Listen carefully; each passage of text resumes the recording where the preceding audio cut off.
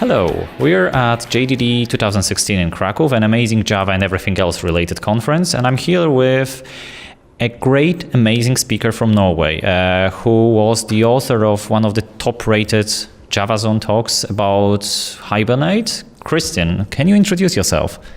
Well, hi, I'm Christin Gorman. I am a programmer. I've been working, just writing software for money for 16 years now. And right now I work as and I don't even know what I am. Am I a contractor or a consultant? I'm unsure, maybe a bit of both. In Norway, we use the word consultant for both contracting and consulting work. So anyway, but yeah, programmer for hire. That's what I do basically. And and I enjoy trying to, look into, why we're doing stuff and asking, questions about, like my Hibernate talk you mentioned, why are we even doing this? There's so much cargo culting in the Java environment where people just do things without really thinking anymore, and we're solving the wrong problem.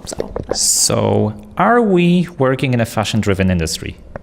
Well, I think definitely, yeah. And there's so much, that's kind of the drawback, I guess, of having such a vivid open source communities. Like, people to get cred, I guess, you have to, create something, then put it out there. And there's always there's so many different, frameworks out there to choose from. And it's like you feel like you have to, you have to go out and, learn new frameworks every other day to be in or to, have the, most fashionable portfolio. I actually, I started off working with .NET ages ago, and in a way that was more comfortable because, they have they're far more standardized, this is your platform, off you go solving your customers' needs, this was about, they provide you the tool set and you just use it. Whereas in Java, I think we're too keen on just trying everything new and shiny, and we forget about focusing on, well, what are we actually building here? Why? What are the problems we're solving? Anyway. Well, there was this post, half-joked interview by a backend person, a mythical backend person that's trying to get into front-end. Have you seen that? The one that just recently about JavaScript? I haven't read it yet. I know I saw everyone was linking to it, and I haven't read that one. But yeah, no, I'm sure I can sympathize. Well, definitely. Did you try Scala, by the way? No, I haven't. No. So but yeah, sounds very interesting. But I think, I don't know. I always get caught up in trying to, what my sort of, current environment, like the domain that I'm working in, I get so caught up on how to solve that I never, that's my, weakness, I guess, as a programmer, is I try to focus too much on, focus too much on the customer, and then I don't find the time to explore all these new languages, I'd love to learn Scala, Clojure as well. Now Erlang, I'm definitely going to learn Erlang because I think that sounds, or Elixir. But yeah, no, I wish I should force myself to learn more of these new languages, at least, because I know some of them are great, but there's so much. Erlang is on my to-do list for the past, I don't know how many years, but it has a steady position there, and it's still, I still haven't had time to touch it. So you've done, from what I heard, an amazing session about concurrency in Java. So in this day and age, when everybody can just pick, I don't know, a random framework in a random language that does concurrency, why should we still care about concurrency in Java? Well, this talk, I guess for me, it kind of began when I was working on Vertex. I don't know if you're familiar with that. That's a new sort of single-threaded event loop-based system on the JVM. I'd previously just been, using kind of more normal, web servers with like thread blocking behavior, but just. Being put in, using Vertex is, has amazing performance benefits. This Node.js uses this too. The performance benefits are great. You get far more utilization of your server's CPU capacity. But at the same time, working with it was so frustrating because you're forced into this. You have your input parameters, and then you have to. And then you put your, what happens afterwards. You can't just write your code sequentially. You have to put all the callback code, at the end as an input parameter to the function. And it was just, I started just questioning, like, why does the JVM force us into doing this in order to maximize CPU utilization? Because, I mean, using a thread blocking approach, of course, it doesn't really scale. So it was just, I don't know, it just started off lots of thought processes for me, and that's resulted in this talk where I'm trying to presenting the different ways of trying to maximize CPU utilization in a concurrent manner, because the JVM, it's based on our operating system's thread model, and it just doesn't scale. And I think that's kind of the core realization, I guess, that I just want to get out there, is that that's the reason we're having so, to scale out our applications to handle, millions of concurrent users and that kind of stuff. We can't have millions of threads running on the operator system, right? Like in Erlang you can, but in Java you can't, because we're basing our concurrency mechanism on our operating system's fundamentally limited or non-scalable thread model. I'll ask this silly man's question: why? Why can't I have 1 million threads in Java? Well, again, I wish I knew the detailed answer of that, but they just use up too much resources, right? If you try to add, I mean, you can just start up any Java process. You try to add up a couple of thousand threads and have it just throws an out-of-memory exception straight away. I mean, to a certain extent, you can tweak your parameters, but yeah, they use up too much memory. For whatever reason, that's what the OS gives you. That's what you have to work with. Whereas in Erlang, they've made their own concurrency thing. So the Erlang processes, they kind of work like threads, but there you can easily have millions of them. So if one of them blocks, it doesn't matter, because it just then you just do the work on the other ones that aren't blocked, and you're fine. But because the JVM and also .NET is based on our thread model, we're limited. You cannot do more than a couple of thousand things at the same time, because then you'll run out of memory. So anyway.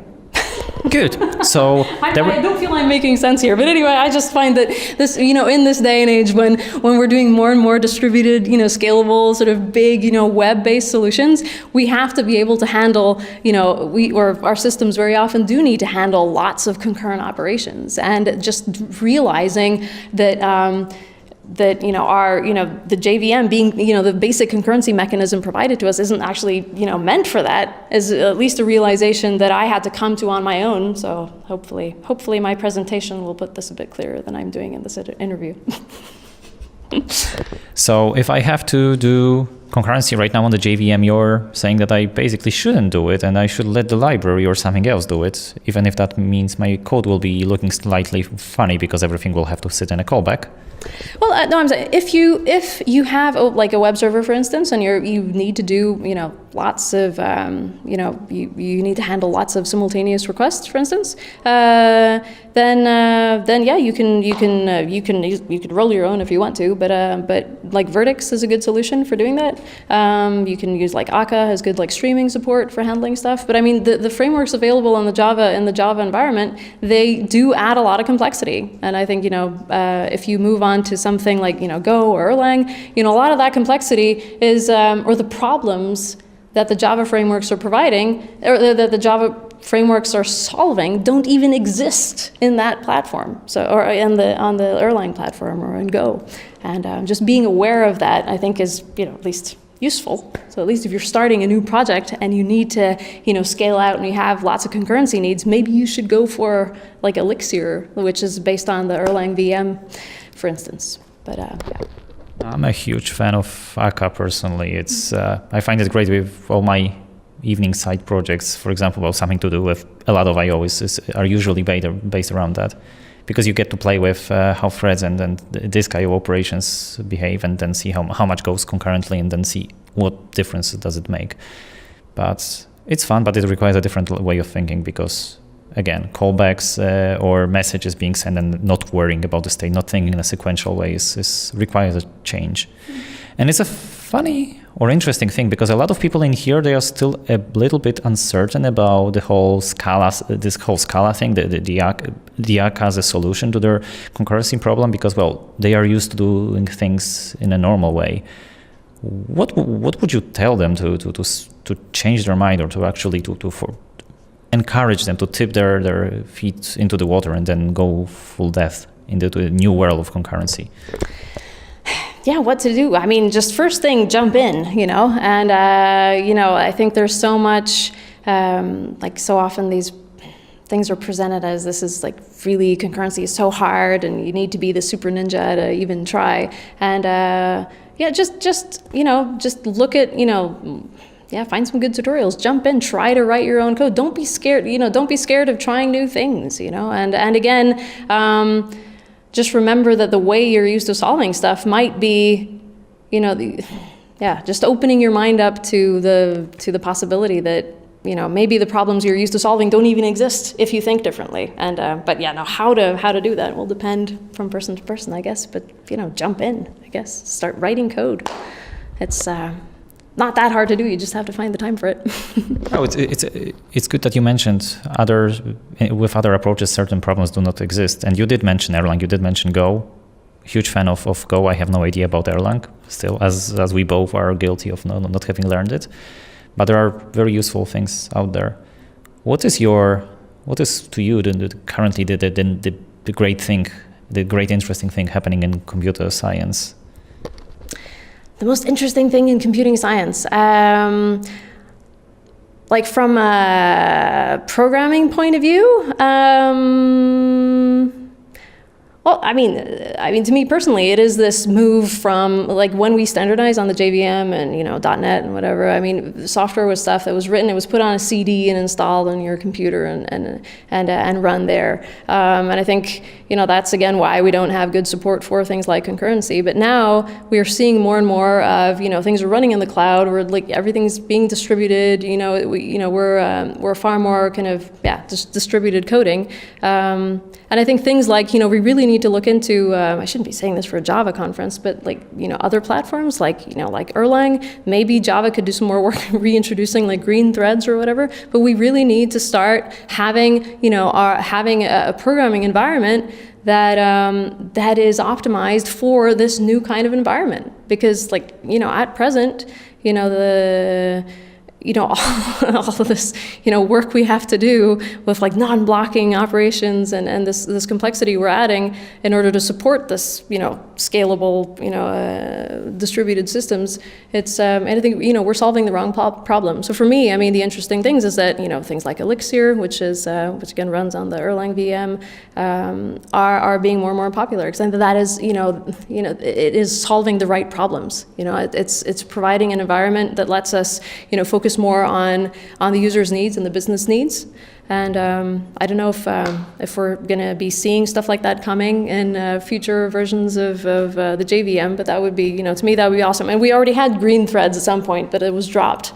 But I think, this move from having, installable software to, now we really need to, start thinking about having better ways of supporting what is becoming the new norm with microservices and things, running in a distributed manner. Well, things go even scarier if you look at what some providers already allow you. They tell you that you can go serverless, so you'll put your function and that will be a unit of execution, and they will provide the runtime. They will provide what's happening behind. Yeah, no, but I think that this is really useful, but the complexity that we're adding to the kind of the business functionality that we're providing is problematic. If everything's distributed and broken into tiny little bits, if you as a user you need some service performed, that's going to involve requesting something here and it sends something there, sends something over there, sends something over there. I mean, it's keeping track of kind of the flow of what actually gives value. It is getting much harder, the current support for that isn't really, is not. I don't certainly feel that there is adequate enough support for that. So I'm looking for and I just the ability to do a blocking call for me is just so much more, makes it so much easier to write clear code for me to actually be able to call some remote service running and somewhere and just wait for the response.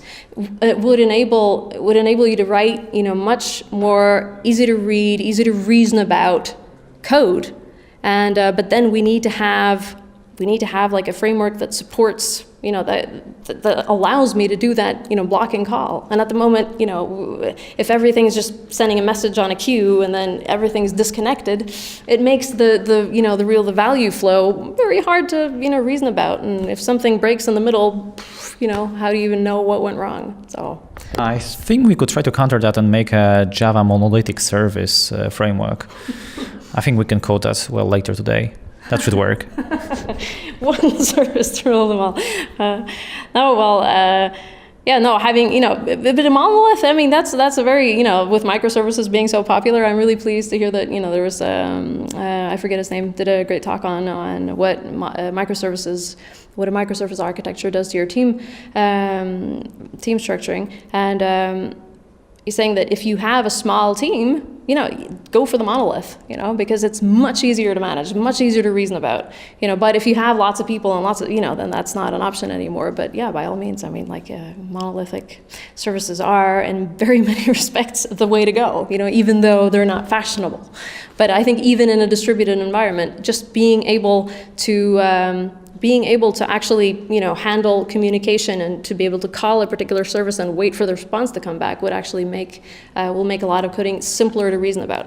And so that's something I hope, we can see more of. And as I say, until we see more of it in the Java framework, I'm definitely going to learn Elixir or Erlang or something to see how that can help me. Well, enjoy the Erlang, enjoy the rest of the conference. Thank you very much for the interview and for your talk, and enjoy your stay in Krakow. Thank you very much.